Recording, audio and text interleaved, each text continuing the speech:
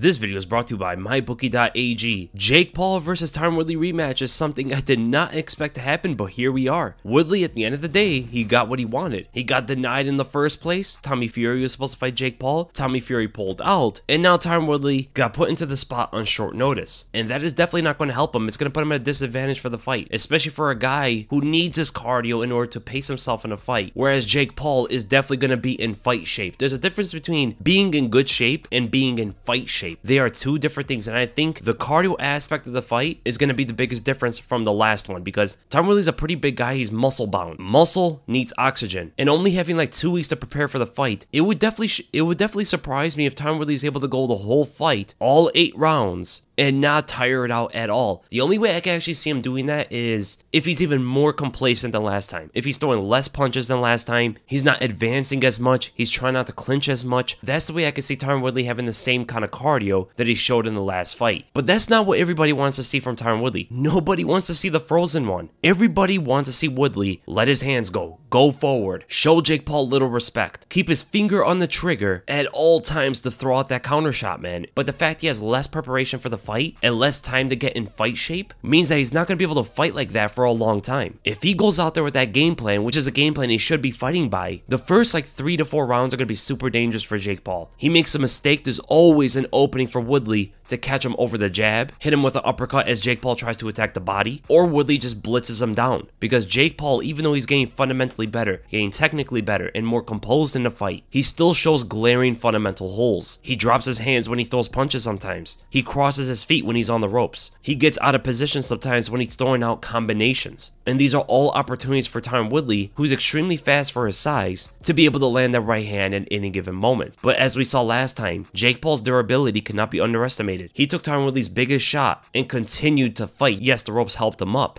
but where many other fighters in the past have been crushed by the right hand, Jake Paul was able to take it. Of course, it's boxing gloves, different than MMA gloves, but the point is that Jake Paul has shown to have respectable durability in a fight. He has a decent chin, and more important than that, after getting caught, he has the kind of composure to stick to the game plan, stay as technical as possible, weather the storm, and get into the next round. And that's like veteran type stuff. To see Jake Paul do that was highly impressive. For a guy that only has, what, 5 boxing fights total or whatever it is, it's something you don't normally see from someone who doesn't have much of a combat sports background, little experience in the field, to be able to stay composed under fire like that. And Jake Paul in general is getting better every time we see him. His shot selection is getting better every time, the form in his punches are getting better, his footwork is getting better, his combinations are sharper, and his better understanding of the jab is the most important improvement he's been making after every fight. And what I ultimately see Jake Paul doing in this fight is attacking the body more. He knows that Woodley's taking this fight on short notice. He knows Woodley has less time to prepare for this fight. So attacking the body with a lot of jabs and right crosses, and maybe trying to get in that left hook liver shot, are going to be essential for him. And Woodley's going to be a weaker fighter in the mid to late rounds, allowing Jake Paul to methodically break down Tyron Woodley to get that finish that he said he's going to get. He said this time he's going to finish Tyron Woodley, and the way he can possibly do that is by early and consistently attacking the body and retreating in an intelligent manner, sliding and fading away, keeping the hands up, and anticipating Woodley to throw out the right hand, whether it be an uppercut or an overhand. This is going to allow Jake Paul to attack and defend successfully. And what we saw from the first fight was, when Jake Paul was able to string his combinations together, Woodley would freeze up in front of it. He would get very defensive and try to block all the punches, but some of them would get through. And Jake also showed to have an excellent jab in the fight. He got countered for it once, but for the most part, it was being very successful. Many times it kept Woodley guessing. He was able to set up his combinations because of it. He was able to measure distance very well because of it. And the left hook specifically was getting around Woodley's guard on a consistent basis.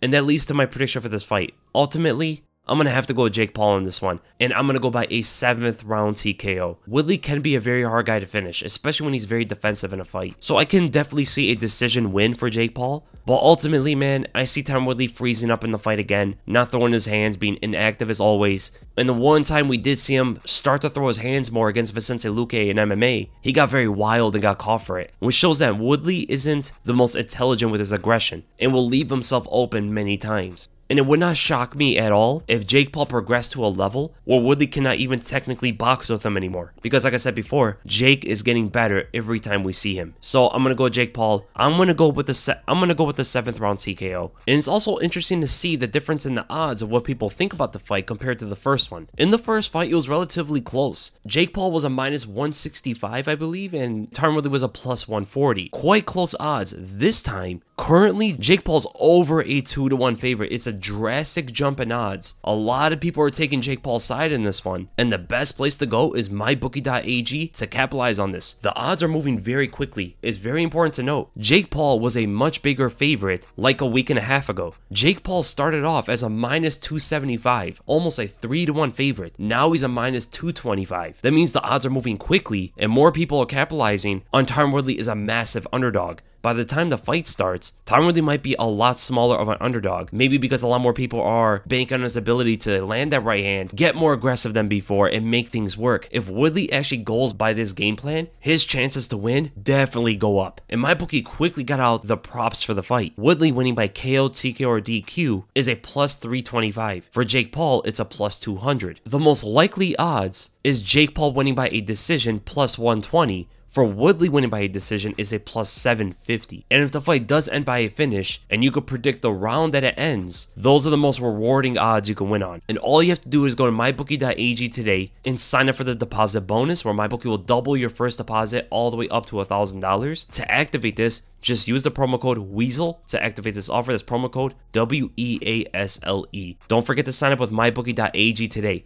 And with that, we're going to jump right into the UFC fights. Starting with Stephen Wonderboy Thompson versus Belal, remember the name, Muhammad. Pretty long nickname. Now, this is the opportunity that Belal Muhammad wanted. He had his chance against Leon Edwards. The fight really didn't go well. He got thrown up to Damian Maia, dispatched the veteran, and now he's getting another top 5 opponent. And honestly, man, unless Wonderboy shows his age in this fight, it's going to be a tough one for Belal. Belal is the more well-rounded fighter. He's better at mixing up his wrestling with his striking, but he doesn't really excel in any area. He's a jack-of-all-trades fighter who's tough, has average power, average speed, but pretty decent fight IQ. At the end of the day, though, man, it's going to be hard to see him solve the Wonderboy puzzle. He had a tough time with Leon Edwards, and Leon is not the trickiest fighter in the world. The range was giving Belal an issue, the shot selection was giving him an issue, the aggression was giving him an issue, and now fighting Wonderboy Thompson, who's about as long as Leon, who's a lot trickier than Leon, especially if he's pushing you back into the cage, and Wonderboy doesn't even want that. Wonderboy wants you to pressure him so he can get into his counter-punching rhythm. Wonderboy as a counter-puncher is the most dangerous. Belal Muhammad needs to wrestle as often as possible, and even though he has good wrestling, I don't think it's on the level of Gilbert Burns. I don't think it's on the level of Tyron Woodley. It would surprise me if he's able to take down Wonderboy Thompson consistently and hold him on the ground. I mean, he's filled on so many takedown attempts against Diego Lima, against Lyman Good, against Curtis Millender, and these guys aren't necessarily great wrestlers in their own right. Wonderboy Thompson is much more used to defending takedowns compared to those fighters. He just went up against Gilbert Burns. He fought Tyron Woodley in the past. I mean, think about the guys who were trying to take down Wonderboy Thompson and failed. Johnny Hendricks, Rory McDonald. Tyron Woodley failed on multiple takedown attempts. Jorge Masvidal and Gilbert Burns himself was only successful with half of his takedowns. That leads right into the prediction of this fight. I have to go with Wonderboy Thompson, man. Striking wise, if he overextends, missteps with his kicks, or his precision is just off, that's the way I can see Belal Muhammad catching him on the feet. But for most logical scenarios, Wonderboy Thompson's way too much for Belal Muhammad. Belal doesn't throw shots too tight, he wings his punches a lot, he overextends on a lot of his shots, he's going to be easily countered by Wonderboy. The takedowns, I believe, are going to be easy for Wonderboy to see from a distance, and Belal's never fought a guy who's able to use side kicks on him the way Wonderboy will. So I'm going to go with Stephen Thompson, and I'm going to go by a decision win. I see him winning every single round. And then we go to the main event. Derrick Lewis versus Chris Daukaus. This is going to be an interesting fight. For the heavyweight division, this is precision and power versus speed and technique. And in the heavyweight division, anything can happen. As you know about Derrick Lewis, he just needs one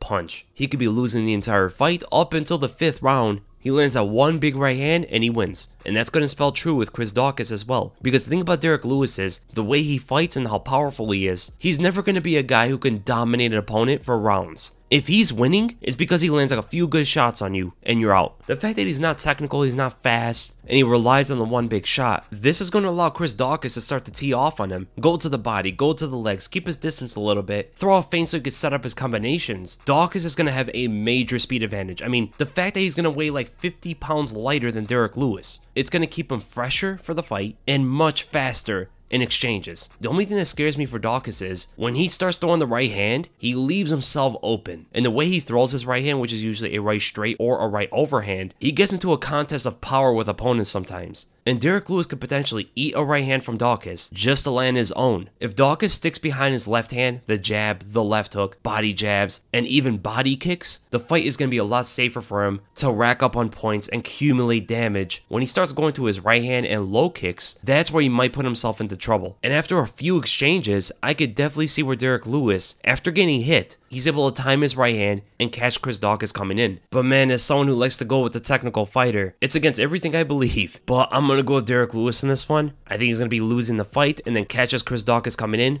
probably in the second round. And that's the end of the predictions, guys. I hope you guys enjoyed the video, and if you did, make sure to give this a thumbs up. If you enjoy my content, make sure to subscribe, and I'll see you guys in the next video tomorrow.